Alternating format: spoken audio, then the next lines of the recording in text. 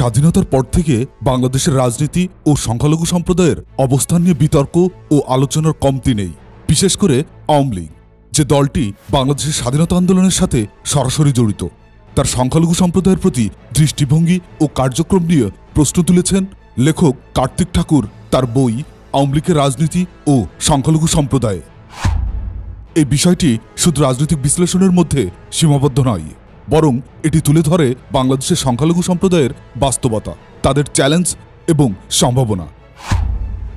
লেখক এখানে অনুসন্ধান করেছেন কিভাবে বিভিন্ন সময়ে আওয়ামী লীগ ও সংখ্যালঘু সম্প্রদায়ের মধ্যে সম্পর্ক তৈরি হয়েছে, কিভাবে সেগুলোতে পরিবর্তন এসেছে এবং কেন অনেক ক্ষেত্রেই সেই সম্পর্ক প্রত্যাশিত ফলাফল অর্জন করতে ব্যর্থ হয়েছে। এই বইয়ের ধারাবাহিক ভিডিওর মাধ্যমে এই বইটির বিভিন্ন গুরুত্বপূর্ণ অধ্যায় ও দৃষ্টিভঙ্গিকে আমরা নতুন আলোকে তুলে ধরতে যাচ্ছি। যারা বাংলাদেশের রাজনীতির প্রকৃত চিত্র এবং সংখ্যালঘুদের অবস্থান বুঝতে চান, তাদের জন্য এই বইটি হতে পারে একটি অমূল্য সম্পদ। আসুন শুনি ও বুঝি কার্তিক ঠাকুর কিভাবে এই বাস্তবতা তুলে ধরেছেন। বইয়ের শুরুতে লেখক ও রাজনৈতিক ব্যক্তিত্ব কার্তিক ঠাকুর আওয়ামী লীগের রাজনীতি ও সংখ্যালঘু সম্প্রদায় বইয়ে তার নিজের কিছু কথা দিয়ে শুরু করেছেন, যা লেখকের কথা নামে বইতে আছে। এখানে তিনি উল্লেখ করেছেন, বই লিখলেই তার একটা ভূমিকাও লিখতে হয়, কিন্তু বই লেখা যতটা সহজ, ভূমিকা লেখা ততটা সহজ নয়।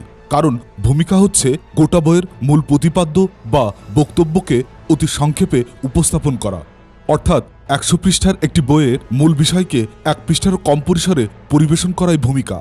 তবে আমার এই বইয়ের ভূমিকা লেখা ততটা কঠিন নয়, কারণ বইয়ের নামের মধ্য দিয়েই মূল বক্তব্যের প্রায় পুরোটাই প্রকাশ পেয়েছে।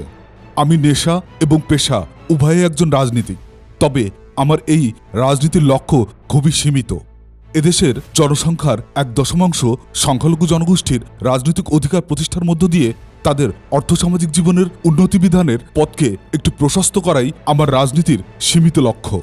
এই লক্ষ্য অর্জনের প্রচেষ্টায় আমি আমার 35 বছরের রাজনৈতিক জীবনের বিভিন্ন পর্যায়ে বিভিন্ন রাজনৈতিক দল ও নেতানেত্রীর সান্নিধ্যে এসেছি এবং বিভিন্ন কর্মকাণ্ডে লিপ্ত হয়েছি।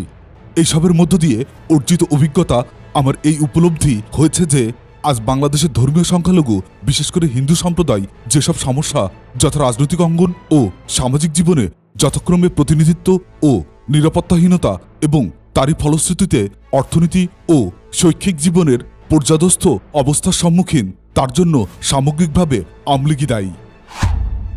বিস্ময়কর বাস্তবতা হল যে সব কারণেই হিন্দু জনগোষ্ঠী আজ অস্তিত্বের সংকটে নিপতিত। আওয়ামী লীগ তার প্রায় সবগুলো স্রষ্টা হওয়ার সত্ত্বেও হিন্দু সম্প্রদায়ের অধিকাংশই এখনও আওয়ামী লীগেই তাদের নিজস্ব রাজনৈতিক সংগঠন হিসাবে মনে করে, ভালোবাসে ও বিশ্বাস করে।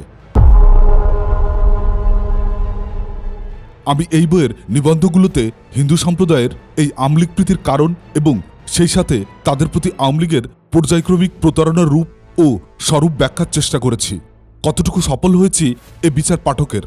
আমার রাজনৈতিক সহযোগী অধ্যাপক গণেশ হালদার উৎসাহ, উদ্দীপনা ও ক্রমাগত তাগিদে গত কয়েক বছর বিভিন্ন পত্রপত্রিকায় লেখা নিবন্ধগুলো আমার ফাইলে বন্দী হয়েই ছিল। সম্ভবত এগুলো ওভাবেই থাকত যদি না বিশিষ্ট সমাজসেবী তানবীর শ্রী রবীন রায় চৌধুরীর দৃষ্টি এদিকে পড়ত। তার ইচ্ছা, সহযোগিতা এবং সাহায্যই এগুলো দুইটি মলাটের মধ্যে বন্দী হয়ে পাঠকদের কাছে পৌঁছানোর সুযোগ পেল। নিজের সামাজিক দায়িত্ববোধ থেকেই তিনি এই পদক্ষেপ নিয়েছেন। এক্ষেত্রে ধন্যবাদ জানিয়ে আমি তাকে ছোট করব না। বইটি মুদ্রণের ব্যাপারে নিরলস পরিশ্রম ও প্রচেষ্টার মাধ্যমে আমাকে কৃতজ্ঞতা পাশে আবদ্ধ করেছেন স্বল্প পরিচিত কিন্তু অকৃত্রিম বন্ধু জনাব জান্নাতুল ফেরদৌস।